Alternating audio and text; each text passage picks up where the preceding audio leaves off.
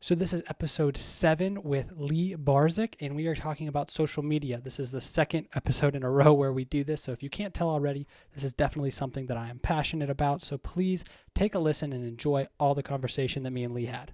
Alrighty, Lee. Thanks for coming to the podcast today. How you doing? Really good, dude. I'll tell you another story. So I was coming in and I wanted to go to Arby's across the road, and the way that it's set up, you can't turn left in. So I don't Really? Well, there's the 3 lanes, so I'm coming in and I'm I really want a Jamocha shake. Well, I couldn't get in, so I had to go around the block, wasted an extra 5 minutes. But I wonder how many people that deters from just going to Arby's. Exactly, that's what I'm saying. Location. Come on, guys. Yeah. Let's get this locked down. Yep. All right, so for everyone listening who haven't had the pleasure of meeting you yet, talk a little bit about what you do, who you are, and kind of... Yeah, so I guess the starting point is I graduated a couple years ago with a marketing degree, and I came out of college. I was super entrepreneurial all throughout college. I knew that I didn't want to have a boss because I don't take orders well. But same. Yeah, I came out and I was like, I'm gonna do everything. So I started up a brand. It's not an official business. I don't have a DBA. I don't have an LLC, but my brand is called Barrage Marketing, and under that I thought I could do everything. So after 2 months of trying and failing at a lot of different stuff, I figured out that I could not do everything.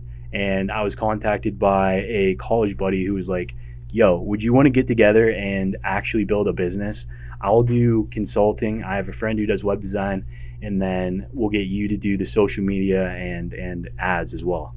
So that is what I've been working on for a year and a half now. Things started to roll a little bit, and then now I've kind of been focusing more on making connections in the area. That's how I met you. That's how I met a bunch of people out here, and trying to do that every week, trying to meet at least 2 people. So that's a goal of mine, and it's been going pretty well so far. How long have you been trying to do that? Yeah, so probably officially a couple months. I was like, you know what, I'm gonna start actually trying. I'm gonna try to help myself out. So I've met you, Matham, and we'll talk about that more later. But I've met a few different people in the area that do just little tiny things or have bigger businesses. And even Sean, when I went to meet him, Sean at Radius Cowork, I don't know if the listeners here know who he is, but really cool guy. He is the owner, CEO, founder of Radius Cowork, and just Erie has so much going on, and it's crazy that not that many people know about it. Yeah, so. And building a network for something that's actually going to be popping here soon is a good thing. Now, but you saying that is actually something that I've wanted to do a while back. Just keep growing a network, meeting new people. On the practical side, how do you go about that? Do you just DM them on Instagram? Because a lot of people I've noticed is I'll message businesses directly and be like, hey, let's talk about what you do, and they just won't respond. Right. Kind of what does that look like as far as trying to meet new people? Yeah, so it's hard to get right to the top, you know what I mean? It's hard to get to the CEO or manager or whoever you actually want to meet with. I'm really glad that there's people that are in their job that do the desk work and whatever else, but I want to talk to the owner, you know? Yeah. So for me, and what's worked for me is literally just DMing on Instagram, and actually the Erie Entrepreneur Group on Facebook has been a big help. Just reaching out to people on there, and people are super responsive on there and willing to help you out. So those are 2 ways that have definitely worked. I don't know. I'm that guy that will literally DM someone and be like, yo, let's meet. That's what I did to you, I think. Or that's how we met. But yeah, I think it was on Instagram. You were hey, man, love what you're doing. We should definitely sit down and talk. Yeah, and you can tell when somebody is eager to grow their business or grow their thing, you know. So I think when you first reach out, it's kind of a feeler. You put that out there and then see how it goes. And it's kind of cool because of like I talked about in my last podcast, is Erie the people in Erie aren't doing social media very well. So all you have to really do is go through social media, look at the tag for Erie and just see whose profile looks good. Yep. Match with them, and usually they have the same kind of mindset about things that they want to do. If it's a business account or what have you. Obviously, there's some people who have really good personal accounts that care nothing about business. Right. But and that's how I try to do it. I follow the Erie hashtag EriePA, a bunch of other ones, and I'm sure I don't know if you do too, but those are how I mainly find people. And there's so many different little businesses, or even if they're not a business, an Instagram account that's creating things and making things happen. So I don't know. There's so much in Erie, and being from, I guess, out of Erie, I'm from New York, you get a different perspective on it. And I know, like, you told me before, you were not originally from Erie. Yeah, from Pittsburgh? Or Pittsburgh originally, and I've only been here for, like, I think 4 years now. Yeah. So, I mean, and a lot of the people that I've met in Erie that are, I mean, not, like, discounting anyone who's lived in Erie their whole life, they're doing great things, but a lot of the people I've met and talked with all have been from out of town. Yeah, the people who really have the vision for Erie becoming great. And I don't know if it's because they might live in a city that's already at the level that Erie has the potential to reach, and they're like, I see this coming, or they just have that fresh new mindset of like, hey, let's make something of this. Yeah. It seems like the people from out of town have the best perspective. I definitely agree. And even if they're from Erie, they've been somewhere else for a while, right? Exactly. Like they've gone and they've been, you know, a different other city for 5 or so years, and then they come back and they're like, you know what, we can do that here. Yeah, and I think it has something to do with just like you don't know, like it's almost like you don't know what you miss until you lose it. Yeah, people who live here are just used to Erie, and they've been through it. They've seen like, oh, Erie's about to do something, and then like I forget who it was, but they were talking about how Erie is perfect at like just barely making it, and then like missing. Yeah, like just by that much. Like Erie has the potential of something great, and then it screws it up. It's so true. So maybe they just have like that kind of perspective of And again, it's not everybody who lives in Erie. So if you live in Erie and you have a good perspective, don't hate me. Yeah, don't comment. Just something I noticed.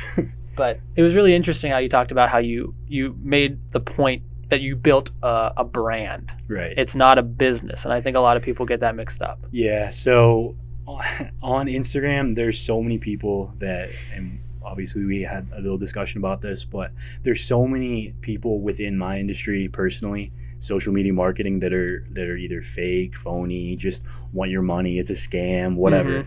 Even like Ty Lopez is like the big social media marketer. He's like, I started social media marketing. But he even is like, has his master class, and that's supposed to be like the thing, right? But I think social media is really something that anyone can do, but it's not something that anyone can do well. So there is a lot of strategy behind it, and I think people are learning that as the years go on and as it gets built out. So now you mentioned Ty Lopez. Who are some people in the industry that you actually look up to as far as marketing that other people can kind of look to as? So Gary V is my main man. Seems like everybody's. Yeah, Gary Vaynerchuk. He is a head of VaynerMedia in New York City. He has over 900 employees, big agency. He's like the dream. Like if I could do one thing and grow a business, it would be that. But that is like obviously few and far between. I look up to him. I look up to Ty Lopez. Has good moments, you know. He's inspirational. He's done it. He coaches people and really helps out their lives. So I respect that. There's a few other people. There's actually a lot of YouTubers that I look up. And I say YouTuber, like I make YouTube videos too, but these people have just really informational videos. And the way that social is now, I think that a lot of people are like social media marketing on YouTube, and they just watch tutorials and all kinds of videos. So those would be a few of the people. I actually did get to meet Gary Vaynerchuk in person. It was an amazing experience. Went out to New York City for 2 days, actually. I flew out on a Monday morning. I left Buffalo at like 6, got there at 9, and then stayed, had a networking event, and then was fortunate enough to meet him. It was awesome. That's awesome. Yeah. So now how'd you get that opportunity? Yeah, so he has this platform. It's a text platform, and just signed up for it actually. Really? Yeah. That's awesome. I saw it on Instagram. I was like, text Gary V. Yeah. We'll give it a shot. Yeah, he's been pushing it really hard. He has it on LinkedIn and all kinds of stuff. But I signed up for that, and I think at the time there was only like 1,500, 2,000 people on it. Oh, wow. So the community was really small in that platform, and he put out it was like a 30-second clip, and he was like, hit me on Twitter with this hashtag and say why you should bring me out to, or why you should come meet me for an hour in New York City. So I was like, Gary, I will literally sell my car to pay to come out and see you. And he was like, that's commitment. I want you. So I was one of 4, and it was amazing. It was surreal. That was awesome. Yeah. Did you get a chance to ask him any questions? Honestly, not really. Like, okay. What would you have asked him? It sounds so stupid, but I watched his videos for like a year and a half, and I got there and I was like, I don't have any more questions for you. Like, I already consumed so much of your content that I feel like I know everything that you would tell me to do. The one question I did ask him was about Facebook and Facebook ads. And he was like, just do more. Do more. Which is a classic Gary Vee thing. And he is the same exact person, like, when you meet him face to face, that he is on social. So that was refreshing. But yeah, everybody else was definitely getting their questions in and spent a lot of time. So I was just there to consume it all, I guess. No, and I mean, just the experience of being able to just see how his place operates probably just in itself was a big lesson in how to do things. It was. And his entire team, from the minute we got there, was so welcoming, and everybody was just genuine and like would take time out of what they were doing, which was way more important than any four of us. And they spent time with us. I think we were there for like 3 hours total. So we met with him for 1 hour, but the rest of the team hung out with us for 2 hours. That's awesome. So yeah, that's really cool. Yeah. Now, what you said there is something that I kind of strive for, is when you meet him in person, he's just like he is on social media. Yeah. And that's something that I've noticed with your stuff. Like, the passion that you show on your vlogs and your social media seems to be the actual person when we come face to face. But it's something that I've always struggled doing. I don't know.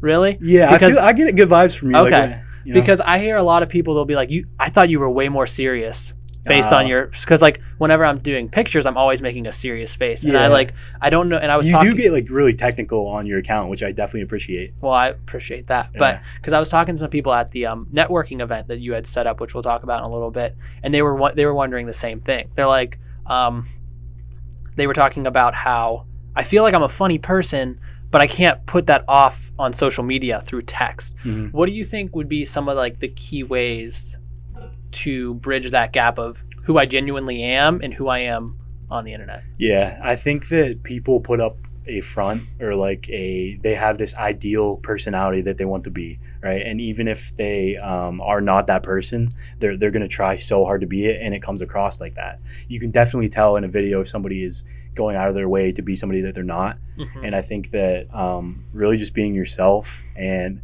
I know it's kind of cliche or it seems simple, but my first few videos were horrible. Like, I was not good. Like, I was talking to myself. I'm like, this is so stupid. Why am I doing this?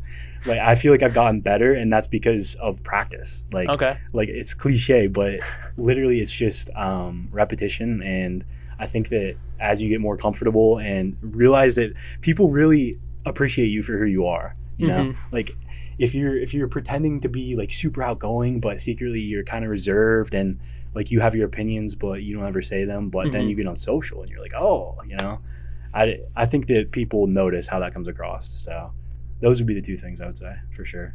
Well, I mean, that's definitely something that I'll be putting into practice. And I mean, for me, I have noticed that it is a lot of video. It's hard to hide who you are when you're constantly putting out videos. Yes, for sure. And kind of walk me through, you've been doing these vlogs.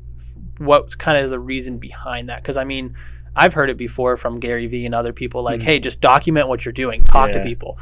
But I always thought, like, well, who would want to care to like listen to what I do on a daily basis? Like, I'm not at that level yet where I can just vlog myself. Where's kind of the thinking behind why you wanted to take that route? So part of my thinking is what you said, documenting. Like, I think it's going to be awesome, and Gary Vee says this, and this is why I said it or thought of it, but like in 20 years to go back and be like, wow, I was doing this on this day, and I went and got lunch there, and like it's just cool to think just about. For yourself. Yeah, for myself, for my kids, whatever the case may be.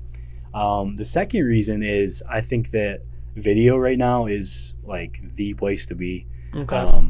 Obviously text is great and stuff, but it's so much easier for someone to go on their phone and just scroll through and watch a clip of a video, and if they like that video, then okay, let's check out like the whole thing. Let's keep going. So I think it's more entertaining, and it's also provides what we're doing here, audio. So it's a time saver, and you don't have to be super engaged with whatever's going on. It's like the radio, you know, like any part of our content could just be in the background of somebody's day. Exactly. And that's how I consumed your first podcast, actually. Oh, really? Yeah, I was at the desk doing whatever kind of work, and I was just listening to the two guys. I can't remember who you had on. Matt and Miguel. Yeah. They were great. They're awesome guys. Yeah. Well, no, that's how I consume. Like, I never listen to podcasts just to listen to a podcast. Right. It's always when I'm working or working out or doing something. It's like I don't think to put it on until I'm like doing something else. You know what I mean? No, exactly. It's like secondary. I don't know. Now, I was going through your YouTube and I was really curious. Where is vlog number 1? It starts with 2. Does it? Yeah. Huh. Because I was like, let's see. No, I might have like not put it up originally or not thought of the YouTube. I don't know. That's a good question. I was like, we'll talk about this. Maybe we'll uncover something real deep. Yeah. I think it was probably just so bad that I was like, oh my gosh, I can't do this. Like, I can't put this out. If you want to see vlog number 1, you can pay for these. That's right. Limited course. Exclusive where rights. You get vlog number 1. I didn't realize that. That's funny. But no, I mean, that's something that like I said, I want to start doing it more, but it's awkward. Like when you do it, like people where there's someone always following you. Mm-hmm. But I do like the aspect of, I forget I think it might've been Gary Vee. We're talking about him a lot, but the man. Like leaving the legacy of like, you're almost like I don't know what the word is, but the person everyone's going to be looking back in history to start your family heritage because you're going to be all over social media. And that's something that always is really cool about that I think is because, I mean, obviously the internet's not going anywhere. I mean, Facebook or Instagram could be deleted in the far, far, far future for whatever reason. Yeah. But until that happens, your great, great, great, great, great grandchildren have the ability to look back and be like, oh, what was Grandpa Lewis doing back in 2019 and see all the pictures and see what I was like. It's so weird to think about, right? Yeah. Like you look back at a super old newspaper and it's cool. It's exciting because it's like, wow, I wonder what was going on this day in history. And that is how everybody has like a log of their entire timeline throughout social media. So like you said, I don't know if Facebook and Instagram are going to be around forever, but I don't know. The content's always going to be there. And what do you think about that in particular, Facebook and Instagram, how long they're going to last? Because the last podcast I was talking to them, and the guy Ben, he was talking about how he doesn't think it's going to go anywhere. Like they're too big to ever go away, which definitely right now I can see that. Like there's no way. But like I said, something billion people on exactly. And there was something I just read today on CNBC or something, how since January, Facebook has like grown in users and ad clicks and likes and comments drastically, even though they went through all this pressure through the government and all this crazy stuff is coming. They're still growing. I forgot about that though. Yeah. Right? Exactly. That's what I was thinking. I was like, yeah, this was a huge thing, but does anyone even remember it? Yeah. It's like the Volkswagen thing, like a few years back. Like they had faulty emission stuff or something like that, but people just forget immediately. It just, everything's such fast pace. But do you think you could see one of those companies going out, or do you think they're going to be here for eternity? If any of the main ones go out, I think that Snapchat is going to be first because they're like almost irrelevant now with Instagram's filters and really the story feature that they added. That takes all of Snapchat's territory. Yeah. So Facebook, I think Facebook probably blew up, like you said, because they added Marketplace. They have long form videos now and all kinds of different stuff. Those two, I don't know. I think they'll be around for probably till our kids have social media in their teens. Well, so I mean, in that case, it makes it like they were saying, it's like 1.6 billion users on Facebook daily. It's insane. It's an amazing place to market. So a lot of the stuff we've been talking about is personal, like, hey, this is fun. I want my kids to be able to see it. Yeah. But for this podcast, talking about businesses in Erie, how can people be capitalizing on it that they aren't already? So I'm going to take it back to Instagram for a minute. Today I was, and I guess to get the full story, I have to go back a week. We were trying to market this event that we had, and I reached out to a Erie page called Erie Spots. They have like 2,500 followers in the Erie area. They feature all kinds of different businesses.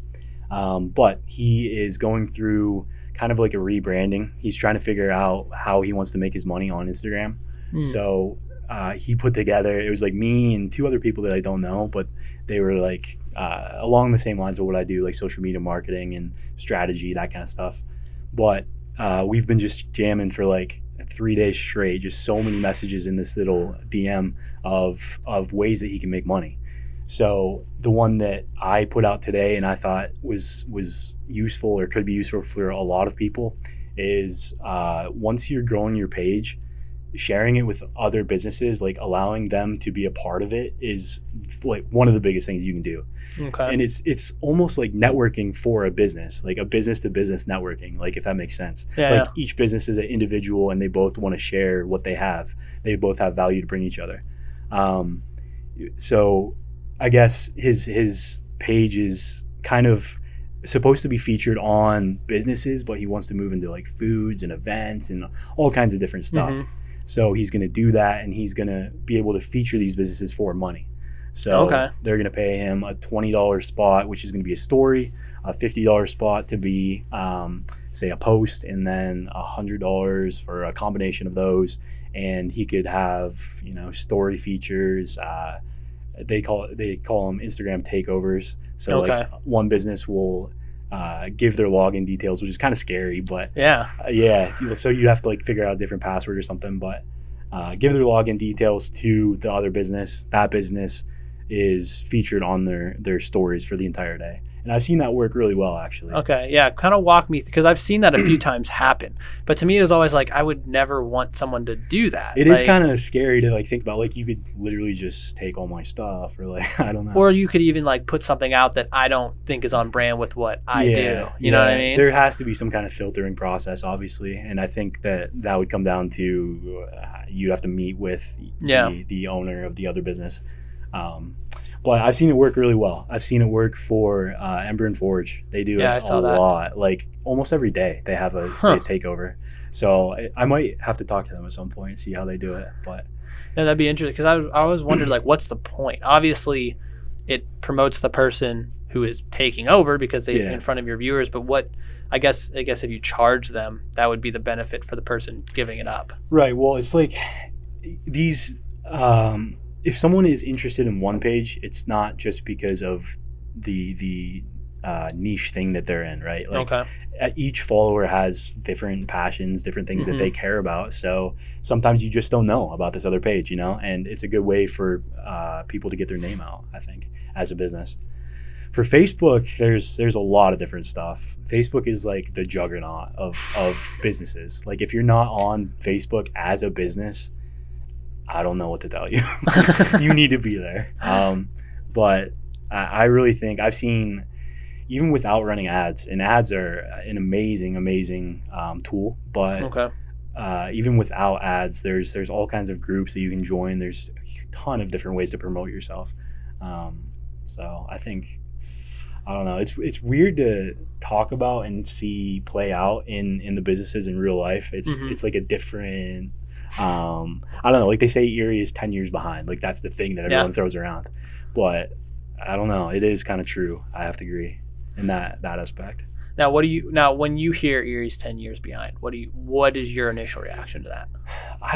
I feel like kind of what we were talking about earlier, the locals say that, and it's like once you go somewhere and see how things operate there, you're coming back, but it takes you that amount of time to come back. So that's like where the 10 years comes in, I think. Gotcha. Once you're going out and then coming back, if you want to implement stuff, it takes time. So exactly. And I mean, double whatever amount of time you were gone, Now, do you think that Erie is legitimately 10 years behind, or do you think it's more current than people think? Yeah, I mean, I think it is, I don't know the word for it, like exponentially catching up so quickly. I think that there's a lot of different stuff that is getting it there too. So all of these startups downtown, like I've talked with you before, there's like 5 coffee shops and bakeries. There's Radius Cowork itself is a great asset to Erie. I think that as there is more small businesses coming in, it's just, I don't know, it gets the ball rolling. So yeah, and I mean, I definitely see where people they're cautious. They're like 10 years behind. But something that I say all the time on this podcast and just to people face to face is I look at that as, okay, cool, but that's a huge opportunity. If Erie's 10 years behind, then you just need to know what happened 5 years ago. Right. Start doing that now. Yep. And then when Erie catches up, and like you said, it is catching up quickly. Yeah. You'll be already on top of it. Kind of like I said, why I started this podcast was like, I love podcasts. I know everybody in the country loves podcasts, but nobody in Erie at the time when I started was doing podcasts. Yeah. So I was like, so if I build an archive, podcast will be relevant, and I will have a podcast that people will listen to. And kind of my theory for why it's catching up is that kids are now growing up on their phones. It's so easy for them just to get it. So like when there's a kid out in Girard who wants to go do something tonight, he's on his phone on Facebook looking for events. Whereas the people before that were either just introduced to it, that's not their native language. So that's where I see that it is so important now to be on social media. And this is kind of why I did 2 podcasts based on social media in a row, because it is so big, and I don't think a lot of businesses in the area are getting it yet. And I told you, like, I looked for not your podcast specifically, but just podcasts in general in Erie, and it was like a dead zone, like nothing. So you came up, and then there might have been one other out of, like, I don't know if Gannon has like some kind of like development center down there or what they have, but totally forgot to put that up. We'll keep going. Here we are, aspiring for more. We'll impose that later. Yeah.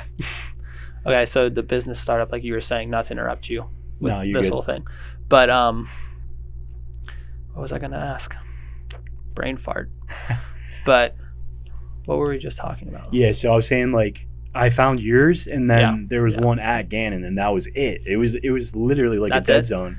And for Erie is like the 3rd biggest city in Pennsylvania. There's like less than 100,000 now, or I don't know what it is, but either way, that's a lot of people, you know? Yeah, and the question that I wanted to bring up is, what do you think the benefits of having it localized? So obviously, if I want this podcast to be anything, it's got to outgrow Erie, because if I want to run ads, I want businesses to sponsor, there's only so much you can do in the city. But I also feel like niching down in the beginning is so important, because you can really grow that establishment of followers. You can interact with people in person. What do you think the benefits or pros and cons of that could be for anything, whether in podcast, business that's basically Erie centric? Of keeping it just local. Yeah, I think that Erie is very loyal. It's like we are the and I hate to say this, I saw it, I don't know if it was on Instagram or where, but like the mistake on the lake is something that they call the Erie. I don't know where. I've never heard that. Really? It's funny. Yeah, I saw that. Mistake on the lake. No, I think that, and maybe it's PA too, because Pittsburgh people seem very loyal also. Yeah, but you look at like the Steelers and sports like, fans down there. I get that vibe from Pittsburgh. But Erie is, I don't know, man. I feel like, everybody's super loyal, and like they're willing to support each other. So if someone is starting their new venture, new business, whatever the case may be, I don't know, it feels supportive. Like friends are just involved, and family members will support and help build that out. And I think that some people feel weird about kind of pushing that angle of things, but it's there, and if the people are willing, then it's, I don't know, a good strategy. So now, as just from a marketing standpoint, if I were a business in Erie that wanted to start and hadn't done anything yet, what would you say is a few practical tips of things that you can do right now to start making your business relevant on social media? On social media, so consistency. So I would say at minimum 3 posts a week. 3 posts a week. Yeah, so a schedule that I think is easy for people to stick to is either Tuesday, Thursday, Saturday, or Monday, Wednesday, Friday. And Sunday's kind of a swing day because, I don't know, people are doing their own thing, they're on barbecues, whatever the case may be. But there's certain times of the day that are good to post. And I think if you stick to, at minimum, like I said, 3 times a week, that's a really good way to start a following. A second way is collaboration. So so getting other businesses involved that are maybe not fully established but growing with you. And like I said, I think that a lot of people are willing to help, and you just have to ask the question. Like, some people are just scared to put it out there, you know, and what's the worst thing they're going to say? No. Like, so what? Move on to the next person. Those two, I think that using the geo location feature on always, like literally always, I always post in Erie, and I'll get like a few stragglers that'll come in and be like, hey, like I didn't know you were in Erie, whatever, blah blah blah. So I think using it on every post. There's no downside to that. It's not gonna screw up the algorithm, whatever. Like people are always like, oh, the algorithm, like I can't post this many hashtags, or I can't post like just crazy things that you're like, just try. I don't know, just experiment, and I don't know. It's a lot more. If you're willing to do things, it's a lot more helpful than it is hurtful, I guess. Okay. And people are sometimes like reserved about certain things. I don't know, at least in my experience or what I've seen. And I mean, if you're not doing anything currently, like you said, trying things out is only going to help you refine on what you should be doing. Absolutely, yeah. Now, as far as like content goes, you're saying 3 times a day. What kind of content would be ideal for a business? Because I've seen a lot of people that run businesses in the area on social media, and it's always sales focused. Yeah, I definitely agree with that. So I'll use the example of the YMCA in Jamestown that we have worked with before. Okay.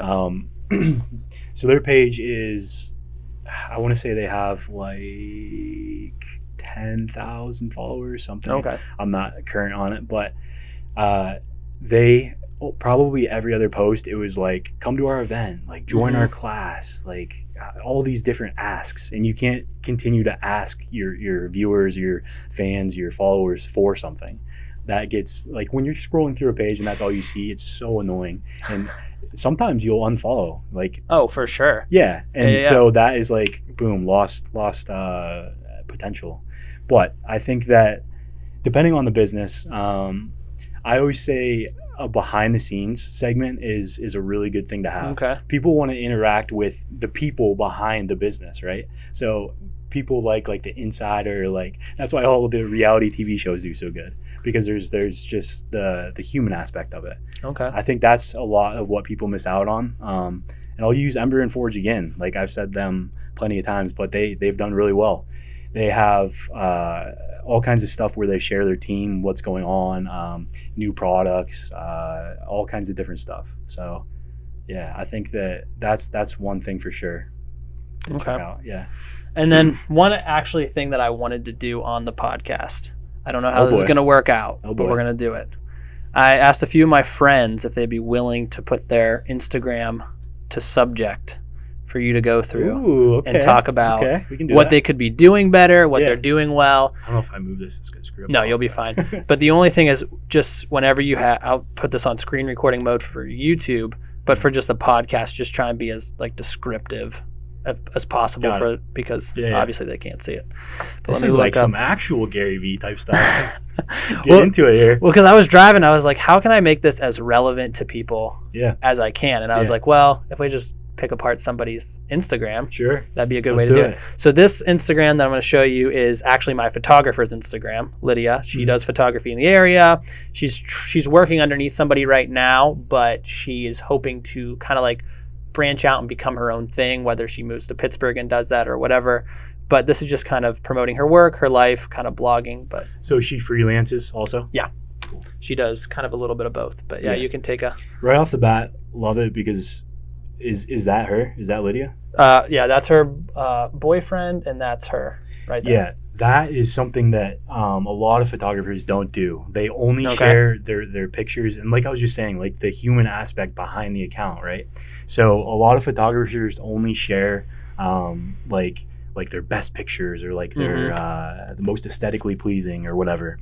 And I think that I say a lot. No, you're good. You're good. But sharing the people behind the account is so important. Yeah, showing your face. She's from Corey, you said? She's originally from New York somewhere, but she lives in Corey right now. Gotcha. So let's see. She is a photography and videography marketing manager. So you found her through freelancing, or? No, I knew actually one of my other friends who does photography at the same place that she's at, kind of connected us, and we kind of met through that. And I've been affiliated with the camp that she's worked with for many, many years. Gotcha. Very cool. All right. So this post is a little better actually, but I was going to say the one thing that I noticed right off the bat is just having the text is not always the best strategy. Okay. So I think that, and I'll recommend, or I don't know if I can get connected with her or whatever, but one person that I've seen do really well on photography on Instagram has like a blog in the text copy. So it's just a huge. It is. Okay. It is. Yeah. And a lot of people, she said, have reached out to her, and with the long copy, there's a lot of different opportunities to put in the story behind a picture, because there is so much more that goes into a picture than what you see, right? Gotcha. So, now, as far as that goes, do you mean, because I've seen some people, and I don't know if you know who she is, but Jasmine Starr, she used to be a photographer for weddings and what have you, and now she does social media marketing. And one thing she said about photographers is, or just in social media in general, is you want to talk like you're at a party, not like you're just announcing things to people. Yes. So like photographers will post a picture and say what camera they use, the settings, yada, yada. But if you're at a party, you wouldn't just walk in and say, I'm using a Canon D80-100, right, f-stop 1.8. Like that's not how you would do it. Yeah, you don't just say that to people. But. Exactly. So would you say that the copy should be about the picture, or the picture can just resemble what you're talking about? So if you want to talk like you just said, like super technical, that's great for getting other photographers. Maybe they'll say like, wow, like cool equipment, or like that's an awesome shot, whatever. But the standard person doesn't know about that stuff, right? Yeah. So if you're just showing that to the fans or the fan base that you're trying to build, they're going to be confused and maybe not even pay attention to it. Let's see. So they used to say use all 30 hashtags. Yeah. Like use every single one, because that'll get your following up.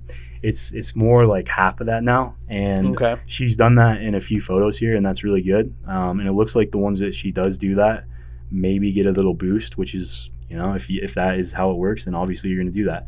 I think that in some of them, maybe, and I'm not like, I don't know her or anything, so just go out there. Yeah, she already said okay to any comments you say. Okay, so sometimes like when you're posting something, maybe you don't have the time for it, or like you just want to get like this post up today, right? I think that is the worst time to post, because really, you're not like into it, and maybe there's like different things that you could have added to the photo, the post itself, that would make it more appealing, or I don't know, just show the effort behind it. So if you're not into it at that moment, I don't think it's a good time to post. Gotcha. So don't just throw things up just to post something. Right, exactly. Okay. And people don't need content every day, you know what I mean? Like I said, 3 times minimum, but that leaves a lot of window for time off, I guess you could say, from social. Exactly. Well, if you have any more comments, go ahead, or we can move to the next person. Yeah, we'll do one more. Cool. Now, this is a friend of mine from Texas. He has a let me just stop recording and do a new one so it doesn't fill up too fast. He does men's style as well. He works at a men's retail shop. Was he on FaceTime with you? Or like live or something? Yeah. Austin, on Instagram Live. Yeah. Let me find his account right here. So he kind of does a lot of the stuff I do, kind of promotes himself. But yeah, just kind of tell me what you think about his. Oh, one more thing I wanted to say about photography. Yeah, go ahead. I have a friend in Buffalo who always asks me, like, do you think that if I do this profile layout, she'll have like one row is portraits, one row is like quotes or something, and then the other row is like weddings, we'll say. That doesn't matter as much as you think it does. Yeah. You don't have to worry about like how people are going to scroll through your feed, because most of the time they're going to pick out one picture and then scroll from there, right? So I think that people overthink that for sure. Yeah, there was actually, I wanted to get your thoughts on when people do, and this is a pet peeve of mine, when people do like multiple square photo posts, so that when you're scrolling through the feed, it's just one big photo on the feed on Instagram. Oh yeah. What are your thoughts on that? Like 3 or 6 or something. Yeah. It's I don't know. It's kind of annoying to see. And again, I don't really think that many people comment and are like, oh, like, wow, look at that big post. You know what I mean? Like, that's just not how it works. People are clicking on individual things or finding them in their feed. Yeah. Right? And when you get like a barrage of like 6. Yes, it's annoying to go through. So that's another tip. I get like bigger brands that do it, but I don't know. I don't think there's a place for it really. And the thing that I always find is on Instagram is it generally posts them all in a row for me on my feed, even though they don't do it like per like the time it's been posted anymore on Instagram, or maybe they switch back. I don't know, but it seems like it always shows up right in a row for me when I'm scrolling through my feed, and that's what the most annoying part is. It's like, oh, there's a picture of your ear, there's a picture of your forehead, oh, there's a picture of your other ear. Oh, it makes a big picture of your face. Like, great. Yeah, it's true. No, I'm glad you brought that up because I've thought that for like forever. But so he does, what's his name again? Austin? Austin. Yeah. So he does a really good job of what we were talking about earlier, like geotagging. Okay. Even if you are in Dallas, Texas, your account may already be one of the bigger accounts. So when people go to search for Dallas, Texas, you're going to be at the top already. And that's just, that is like a super snowball effect. Let's see. See, I should be more educated about men's clothing because my parents own men's clothing stores, but it's okay. You can follow Austin, and he'll give you all the 100%, all the what's up in men's both fashion. You guys all know everything. Okay, another thing that I see with him is, and like this is completely fine on a few posts whenever. Or I guess it's really how you're feeling, but maybe just a little bit more text copy. Okay. Write more. Yeah, just a little bit. And he doesn't have a ton of hashtags in posts either, which are always helpful. You get new eyes coming in from certain hashtags. But yeah, back to the text copy. That's something that I know that sometimes I'll just get lazy. And like you said, you just want to post. Right. So I won't write a lot. Mm-hmm. But I have noticed that there is a need for the copy, where a lot of times I think, well, people just kind of mindlessly go through Instagram and like pictures. They're not actually reading it. But there's that. I would actually say it's the opposite. People do care what you're writing. And I think so too. It was a YouTube channel called Future is what it was. And it's this like brand agency out in California called Blind. And the CEO was talking about it. And he was like, that's one thing a lot of people mess up is they don't write anything. Yeah. And if you don't give context to your picture, yeah, what's going to give someone who's just finding you, maybe a friend won't read it and they'll just like it because it's you, but exactly new person. Yeah, there has to be like the funnel, we'll call it, right? So people find the picture and then like let's read the text copy. Okay, the text copy says this, like I kind of want to know more. Then you go back to the page. The page has, so Austin is a student of the elegant lifestyle, son of my mother and father. So he's funny, like he's got a sense of humor. He's a co-host on a podcast. Let me check out the podcast. So I think there has to be calls to action, and there has to be a thought out process of how the viewer is going to consume your content, right? So they come to the picture, they see the copy, they go to your page, there's a link to your YouTube on the page, they go there. Now they're engaged with you. Now they've taken time out of their day to follow you and consume your content. So he's actually doing a really good job of that. Yeah, and stories are huge. He's got a whole bar of stories here, which is awesome. I know. I use stories all the time. Like I just scroll through people's stories. That's one thing I need to do a lot because I'll post like one a week. Come on, Siri, stop talking. And everybody is, again, it goes back to the being shy or not being, I guess, comfortable with doing something that you're not familiar with. But stories are like the best. I love them. And I think it was actually you who was talking about it, but it puts you in good real estate. Like you're right up there at the top. Yeah. Every time someone goes on Instagram, and if you're posting every hour or ever so often, you're always going to be right in front of people. Yep. When they're going to look at it. I've noticed that actually a lot in the past since I've really been trying to like put myself back out there in Erie. And as I guess I'd have like 100 of my, let's say 500 followers on Instagram that would look at my thing or my stories, and now it's up to like 200. So I've doubled in 2 months by just posting more, you know. And I've even noticed on my account, because I'll get like max like 100 likes per post, which isn't anything impressive, but when you go to my stories, it's like 170, almost 200. Yeah. And it's like people really do engage with stories. Yeah, and it's almost like a like not secretive, but like very personal feeling in the stories. And I think that a business can capture that as well, as long as they're not blasting with, again, the asks and the buy this for me or whatever. Exactly. Yeah, that's a good point.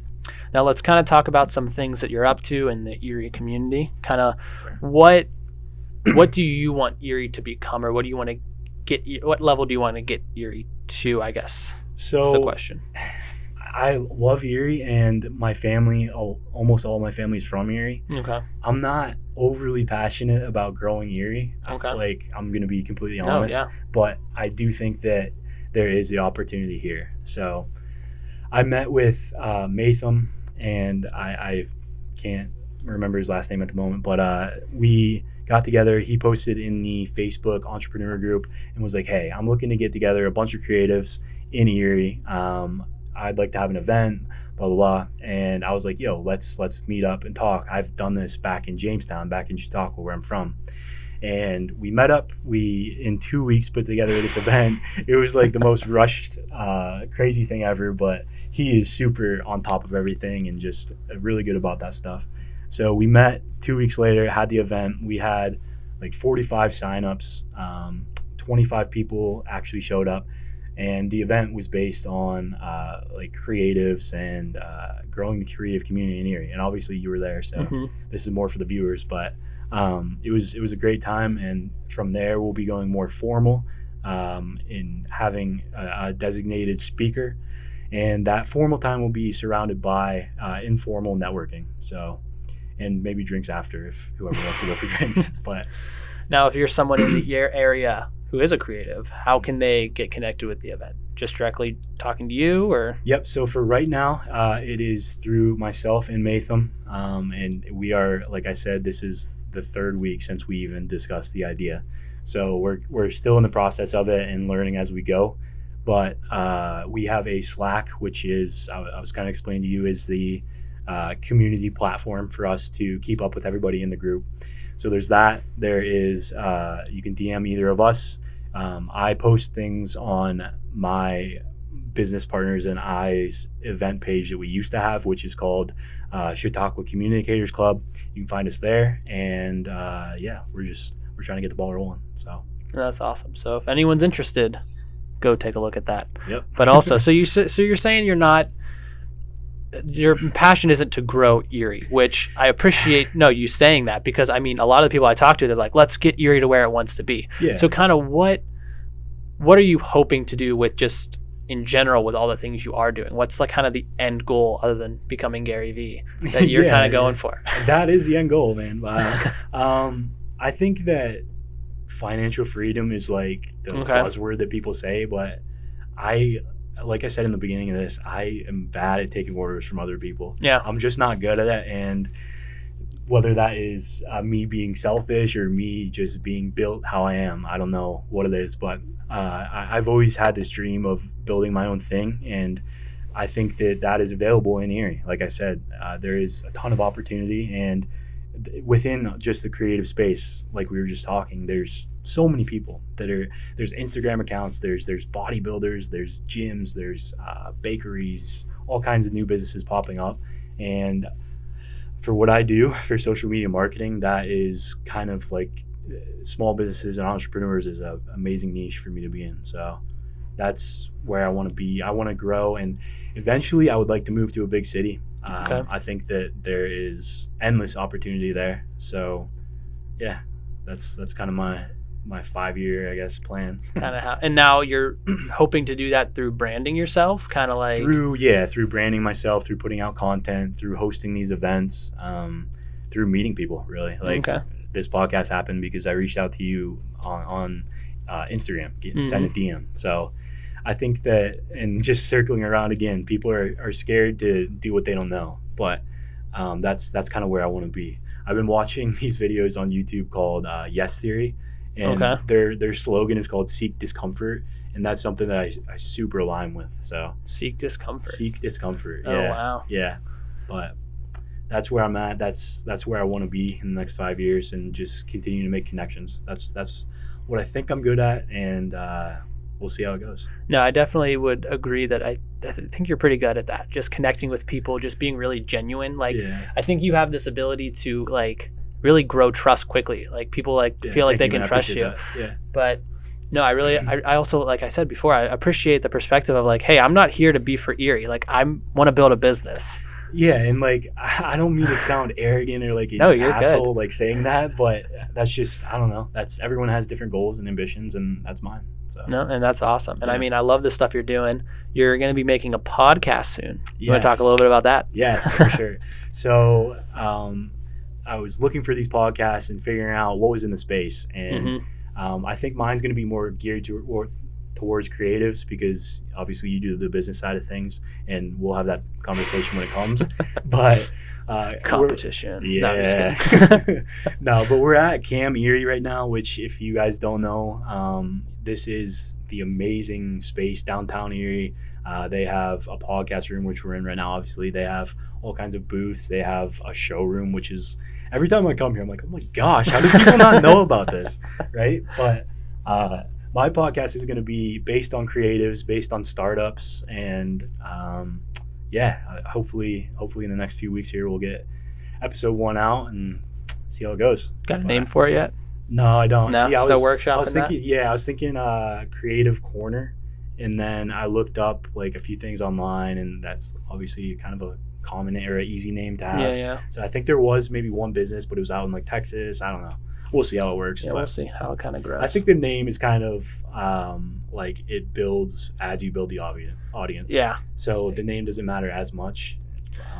Yeah, and I mean, that's something definitely that as you're growing, like obviously if you're like Joe Rogan, changing the Joe Rogan podcast name now would be a little bit weird. Yeah, you couldn't.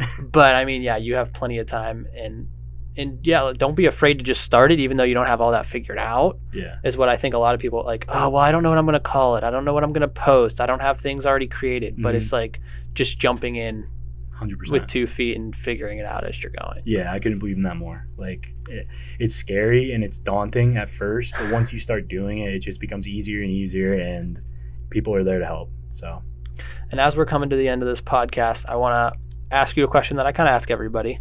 What's your favorite failure? And by that, I mean something that you looked at as a failure at the time, but actually turned out for your benefit. I would say, and this is like a chip on my shoulder that I have.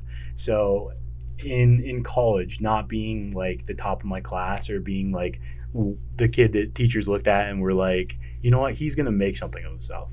Okay. That is like, drives me every day. And I don't know. I feel like this sense of like, I want to be the best for my school. Like, I want to go back to Penn State Barron and talk and give talks on marketing and all kinds of stuff. But I don't know. I guess I'm kind of driven by like, not or being the underdog, I guess. Okay. Yeah. That's kind of where that driving I guess force that's not really from. A failure. I don't know. Well, no, but it is in a sense, because from what it seems like you're saying is the fact that there was a lot of things you failed at in your schooling. Yeah, so I wasn't great at college. I'm not gonna lie. Yeah. To you. like those failures are kind of what's driving you to be better. I think so. Yeah, and I don't know if I've ever really thought about that, but I'm glad you asked that. Yeah. Something that we can talk about on part 2. Yeah. Think about more failures. My favorite thing to talk about. Yeah. But and then one last question. If you were, say this podcast got out to everybody in Erie and they were listening to it, what would be one thing you'd want them to leave with if they got anything from this talk right now? Definitely just do it. And again, Nike, you're just sporting do it. Yeah. Everything I say here is like super, like we get it, Lee, but no, like you need to just start. And as scary as it is, like you're gonna either make it or you're not. So it's a 50-50, and like I don't know. Just go for it. Yeah, just go for it. If it doesn't work out, then I don't know. You better have a backup plan, I guess. No, but that's awesome. Yeah. I really appreciate your time. I'll let you get back to work because you are a busy man. Yeah. Exactly. But we'll definitely be connected, talk on podcasts in person. Of course, everybody. I'll have you on mine. Oh, for sure. I'd love to be on there. I'll be the first guest. Yes. We'll start that off. But no, if anybody's interested in the networking thing, being on his podcast, just talking to him about social media, what are just some ways to get in touch with you for people to talk? Yep. So I'm at Lee Barczyk on all social media. You can look up my website, leebarczyk.com. I have a few calls to action there, a few forms, a few emails.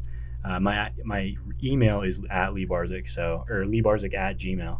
So that's where you can find me. That's super easy. Yeah. I try to keep it easy, streamlined. Alrighty, Lee. Well, it's a pleasure having you. Yes, sir. I will see you around. Appreciate it.